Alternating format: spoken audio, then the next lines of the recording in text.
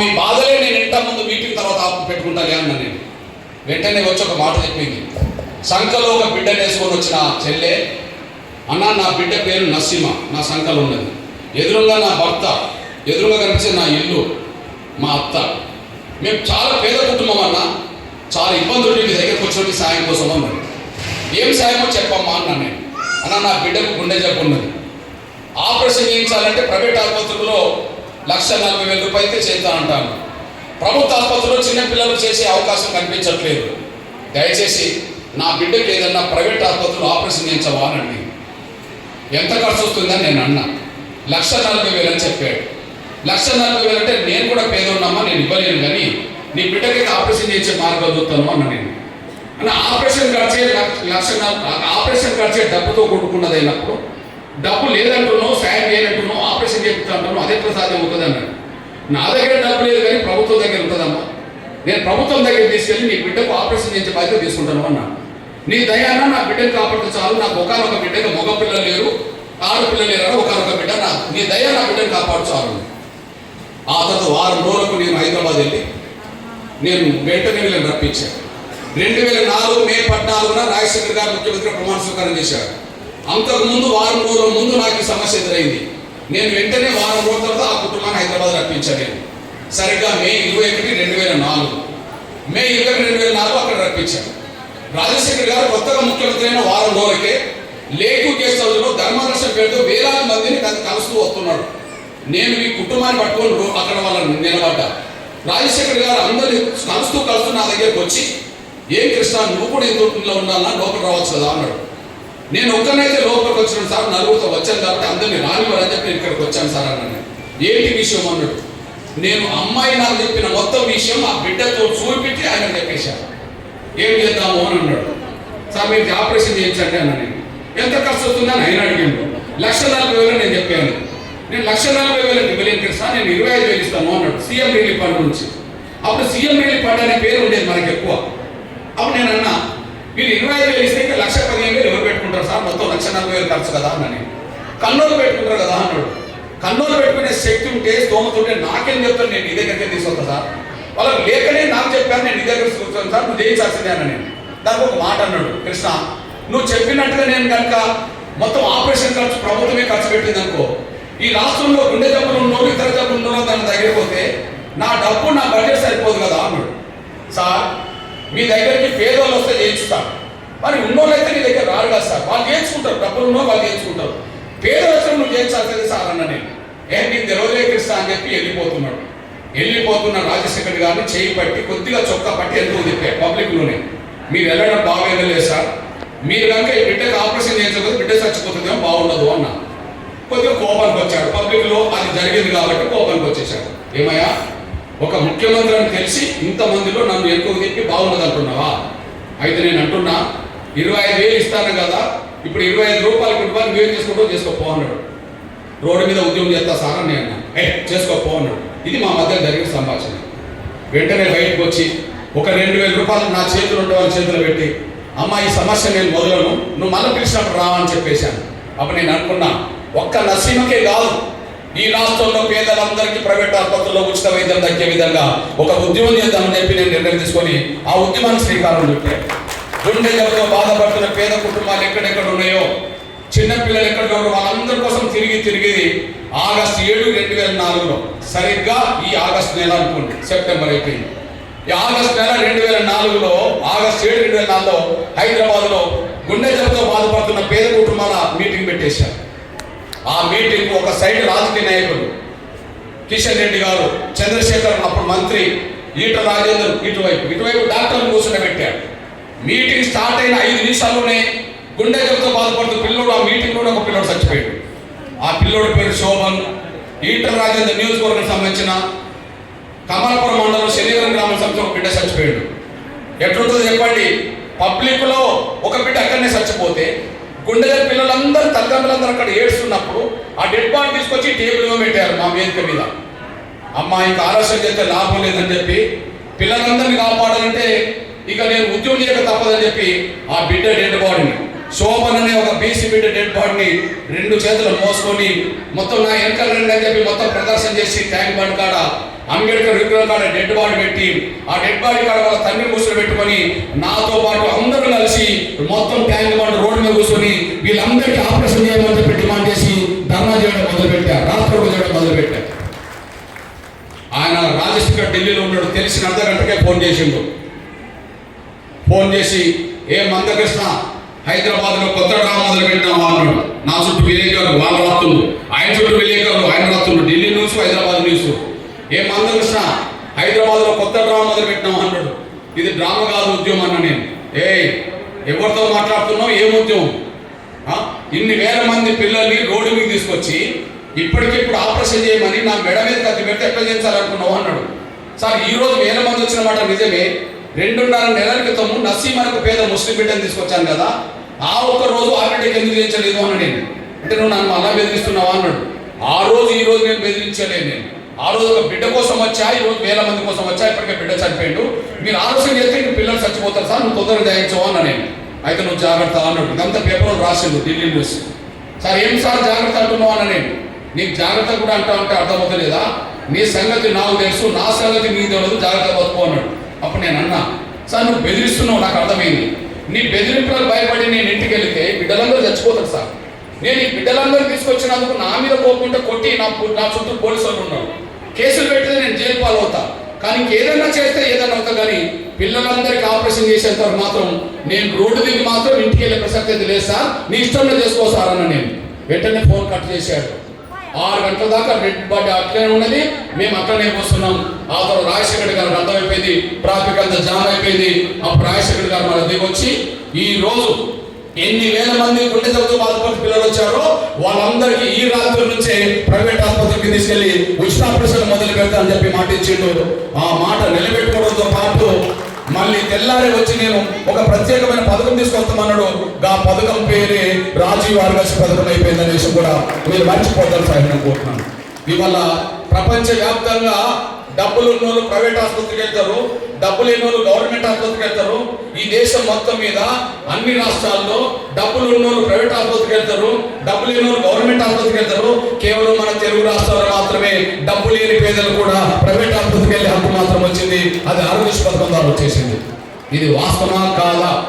నేను చెప్పింది వాస్తవం కాదా, నేను చూపెట్టింది వాస్తవం కాదా అనడానికి రాజశేఖర్ రెడ్డి గారు మాట్లాడిన మాటలే ఒకసారి వినండి. రాజశేఖర్ గారు మాట్లాడిన మాటలు వినండి ఒకసారి.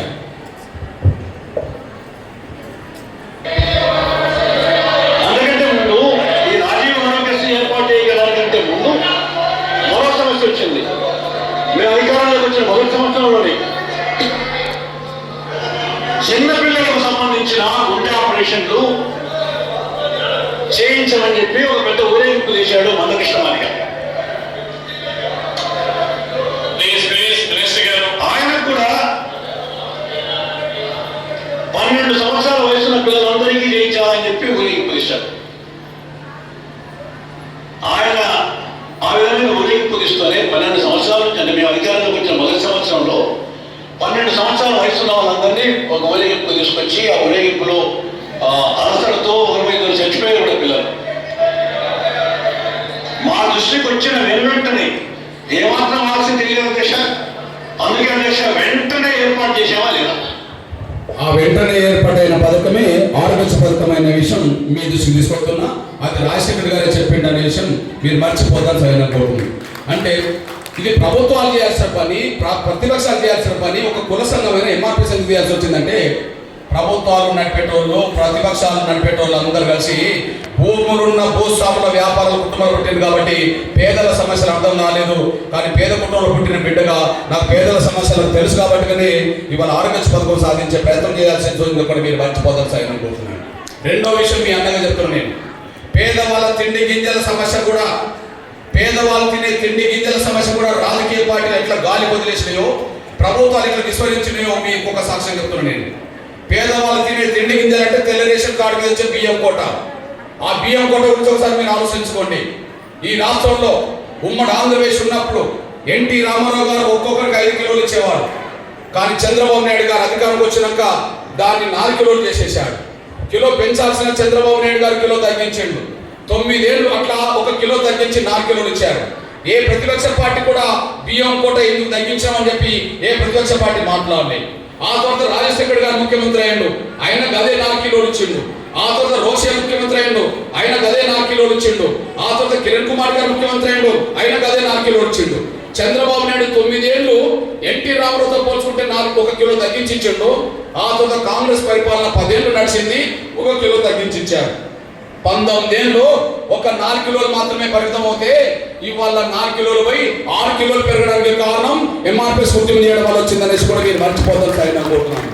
ఒక రోజు ఒక పేద కుటుంబాన్ని కలిసి, అన్న నువ్వు అన్ని చేసుకుంటూ పోతున్నావు, తినే తిండి గింజల గురించి తెల్ల రేషన్ కార్డు బియ్యం కొట్ట పెరిగేటట్టు రాదు, ఇక్కడ నెలకు సరిపోకపోతే బయట కొనాల్సి వస్తుంది, ఆ బయట కొనడం కంటే ఆ బియ్యం కొట్టు ఇక్కడ పెరిగితే బయట కొనడం కొంత తగ్గిపోతుంది కదా అన్నప్పుడు ఖచ్చితంగా నేను వాళ్ళకు మాట ఇచ్చాను.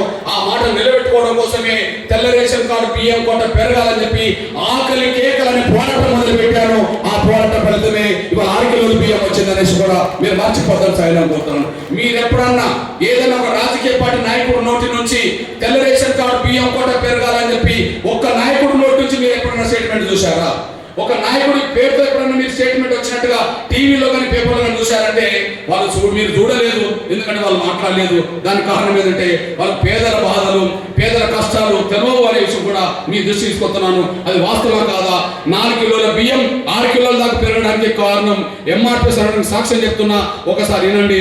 ఆకలి కేకలు అనే పోరాటం ఆనాడు చేయాల్సి వచ్చేసింది. ఆకలి కేకల పోరాట ఫలితమే తెల్ల రేషన్ కార్డు బియ్యం కొట్ట పెరగడం దాటేసింది. ఒక్కసారి టీవీ వాళ్ళు ఏం ప్రచారం చేసిందో చూడండి. తెల్ల రేషన్ కార్డుదారుల కుటుంబాల్లో ఒక్కో వ్యక్తికి ఇచ్చే 4 కిలోల బియ్యం కోటాను 15 కేజీలకు పెంచాలని మందకృష్ణ మాదిగ డిమాండ్ చేశారు. నిరుపేదల ఆకలి కోరి యాత్ర పేరుతో పాదయాత్ర చేస్తున్న ఆయన వరంగల్ జిల్లాలోకి అడుగుపెట్టారు. సంపన్న వర్గాల పాలకుల వల్లే పేదల ఆకలి కష్టాలు తీరడం లేదంటున్న మందకృష్ణతో మా వరంగల్ జిల్లా ప్రతినిధి రమేష్ టెస్ట్ నా ఇంటర్వ్యూ వస్తుంది. అర్థమైంది కదా? తెల్ల రేషన్ కార్డు బియ్యం కొట్ట పెరగాలని ఒక ఎంఆర్పీఎస్ ఎందుకు పోరాటం చేయాల్సి వచ్చింది? ఎంఆర్పీఎస్ అంటే ఒక ఉద్యమం, ఒక కులానికి ఉద్యమం. కానీ తెల్ల రేషన్ కార్డు అనేది ఒక మాదిగలు కాదు కదా, అన్ని కులాలు అన్ని మతాల పేదలకు ఉన్నది కదా. ఆరోగ్యశ్రీ కార్డు అనేది అన్ని కులాలు అన్ని మతాల పేదలకు వచ్చింది కదా. అంటే నాకు కులం కంటే మతం కంటే నాకు మానవత్వమే ముఖ్యం. పేదల సమస్యలు ఎక్కడున్నా ఎంఆర్పీఎస్ అక్కడ ఉంటుంది, పరిష్కారం వైపు తీసుకెళ్లే ప్రయత్నం చేస్తాను. ఇప్పుడు నేను మన విషయానికి కూడా వస్తున్నాను. ఈ రోజు నేను వికలాంగులను ఉద్దేశించి మాట్లాడుతున్నా, వృద్ధుల వితాంతులను ఉద్దేశించి మాట్లాడుతున్నా. అసలు ఎంఆర్పీఎస్ రాకపోతే పెన్షన్ల పరిస్థితి ఎక్కడ ఉన్నది? ఎంఆర్పీఎస్ వచ్చినాక పెన్షన్ల పరిస్థితి ఎక్కడ ఉన్నది? ఎంఆర్పీఎస్ వికలాంగుల పక్షాన పోరాటాన్ని మొదలుపెట్టినంత కాలం ఈ దేశంలో అతి తక్కువ పెన్షన్ ఇస్తున్న రాష్ట్రంలో తెలుగు రాష్ట్రం ఒకటి, ఉమ్మడి ఆంధ్రప్రదేశ్. కానీ వాళ్ళ భారతదేశంలోనే అతి ఎక్కువ పెన్షన్ ఇస్తున్న రాష్ట్రంగా తెలుగు రాష్ట్రాలు మిగిలిపోతున్నాయి అనే విషయం మీరు చూసుకుంటాను. నేను ఎంఆర్పీఎస్ పోరాటం మొదలు పెట్టక ముందు వృద్ధుల పెన్షన్ ఒక 10 ఏళ్ళు ₹1 పెరిగిన పెన్షన్ ఇప్పుడు ఎలా పెరుగుతూ వచ్చిందో మీకు ఒక సాక్ష్యం చెప్తున్నాను, గమనించి సాక్ష్యం చెప్తున్నాను. ఏదో నేను ఇప్పుడు వచ్చాను కాబట్టి వికలాంగుల గురించి వాళ్ళు మాట్లాడుతున్నాం కాబట్టి అకస్మాత్తుగా ఈ రోజు నేను వికలాంగుల గురించి మాట్లాడేది కాదు. 18 ఏళ్ళ బట్టి నా వికలాంగుల సమస్యల మీద ఉద్యమం చేసుకుంటూ వచ్చేసాను. వికలాంగుల సమస్యల మీద ఉద్యమం మొదలు కాక ముందు పెన్షన్ల పరిస్థితి చెప్తా, ఇప్పుడు పెన్షన్ల పరిస్థితి చెప్తా. నేను ఉదాహరణ మీ అందరూ చెప్తున్నాను. ప్రభుత్వాలు ఎక్కడ విఫలమైనాయో, ప్రతిపక్షాలు ఎక్కడ విఫలమైనాయో అవి కంటిన్యూ ఇప్పటి వరకు కొనసాగుతుంది. పెన్షన్ విషయంలో కంటిన్యూ కొనసాగుతుంది. సాక్ష్యం చెప్తున్నా చూడండి. నేను 2007లో విశాఖపట్నంలో ఒక మీటింగ్లు ఉన్నప్పుడు ఒక 10 మంది వికలాంగుల తమ్ముడు నా దగ్గరకు వచ్చి, అన్న మా వికలాంగుల పెన్షన్ పెరిగేటట్టు చూడన్నా అని అన్నారు. ఎందుకు అని నేను అన్న మేము ఎక్కువ అందరిలాగా పని చేసుకోలేము కదన్నా, మా కుటుంబంలో కూడా మేము భారం అయిపోతున్నట్టుగా కనిపిస్తుంటుందన్నా, ప్రతి విషయంలో మమ్మల్ని చిన్న చూపు చూస్తారన్నా, మమ్మల్ని హేళన చేస్తారన్నా, మమ్మల్ని కుటుంబం నుంచి మమ్మల్ని ఎక్కడికి కూడా తీసుకెళ్లారన్నా, దయచేసి మా కుటుంబానికి భారం కాకుండా ఉండాలంటే కొద్దిగా మా పెన్షన్ పెట్టేటట్టు చూడన్నా, నువ్వు అన్నిటి మీద చేస్తున్నావు కదా, మా గురించి కూడా చేయవచ్చు కదా అని చెప్పి 2007 జూలై నెలలో నన్ను విశాఖపట్నంలో ఒక 10 మంది వికలాంగుల తమ్ములు 2 గంటల రాత్రి నుంచి తెల్లారి గంటల 4 గంటల వరకు ఒక ఇందిరా సదనం అనే ఒక హాస్టల్లో నన్ను తీసుకెళ్ళి వాళ్ళు మాట్లాడినప్పుడు చెప్పిన మాట ఇది. నేను అప్పుడు అన్నా, సరే ఇప్పుడు పెన్షన్ ఎంత ఇస్తుండ్రు అన్న, నేను 200 ఇస్తుండ్రు అన్నాడు. పెన్షన్ ఎంత పెరిగితే మీ కుటుంబానికి భారం కాకుండా మీ కుటుంబంలో మీ గౌరవం పెరిగేటట్టు ఉండాలో ఎంత పెరిగితే బాగుంటుందని నేను అడిగా. వాళ్ళు చదువుకున్న తమ్ములే కాబట్టి నాకు చెప్పారు, అన్న మాకు ఒక 1500 రూపాయలు సాధించి పెట్టు అని అన్నారు. అప్పుడు పెన్షన్ ఉన్న కాలం ఎంత? 200. అప్పుడు ముఖ్యమంత్రి ఎవరు? రాజశేఖర్ గారు. పెన్షన్ ఎంత పెరగాలన్నారు? 1500. కానీ సిచ్యువేషన్ ఏంటంటే రాజశేఖర్ గారు 200 ఇస్తున్నమాట నిజమే, కానీ రాజశేఖర్ గారు ముఖ్యమంత్రి అయినప్పుడు 2007లో కాదు, 2004 అయింది. కానీ 2004 నుంచి ఆయన ఇవ్వాల్సిన పెన్షన్ ఎంత అంటే 225 పెన్షన్ ఇవ్వాలి. ఎందుకు ఇవ్వాలా? నేనంటే కాదు, కాంగ్రెస్ పార్టీ మేనిఫెస్టోలో 2004 కాంగ్రెస్ పార్టీ మేనిఫెస్టో స్పష్టంగా ఉన్నది. తెలుగుదేశం ప్రభుత్వం 75 రూపాయలు పెన్షన్ ఇస్తున్నది. కాంగ్రెస్ కు అధికారం వస్తే దానికి అదనంగా 150 కలిపి 75కు అదనంగా 150 కలిపి 225 పెన్షన్ ఇస్తామని చెప్పి అన్న స్పష్టత ఉంటుంది. మరి రాజశేఖర్ గారు ముఖ్యమంత్రి అయింది 2004 అయినప్పుడు పెన్షన్ ఇవ్వాల్సింది ఎంత? 225 ఇవ్వాలి. మరి ఇస్తున్నది ఎంత? 200 ఇస్తుకుంటూ వస్తుండు. అంటే 2004, 2005, 2006, 2007 జూలైలో నేను కలిసే సమయానికి 200 ఇస్తున్నాడు.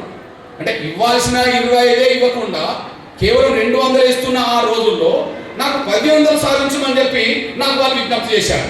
మరి ప్రతిపక్ష పార్టీలో సోయి ఉండాలి కదా, ప్రతిపక్ష నాయకులు అడగాలి కదా. మీరు 200 ఇస్తున్నారు, 225 కదా మీరు ఇవ్వాల్సిందని చెప్పి ప్రతిపక్ష నాయకులు అడగాలి కదా.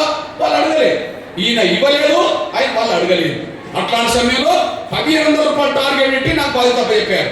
ఆయన నా వికలాంగుల కోసం కష్టపడతామని చెప్పి ఆలోచన చేసుకొని అక్కడి నుంచి హైదరాబాద్ వచ్చి ఆగస్టు 28, 2007లో వికలాంగుల పోరాట అనే సంఘాన్ని ఏర్పాటు చేసి నవంబర్ 26న లక్షల మందితో హైదరాబాద్ లో పెన్షన్ 1500 రూపాయలు పెరగాలని చెప్పి హైదరాబాద్ లో మహాగర్జన పెట్టాం. వికలాంగులతో పెట్టేశాం.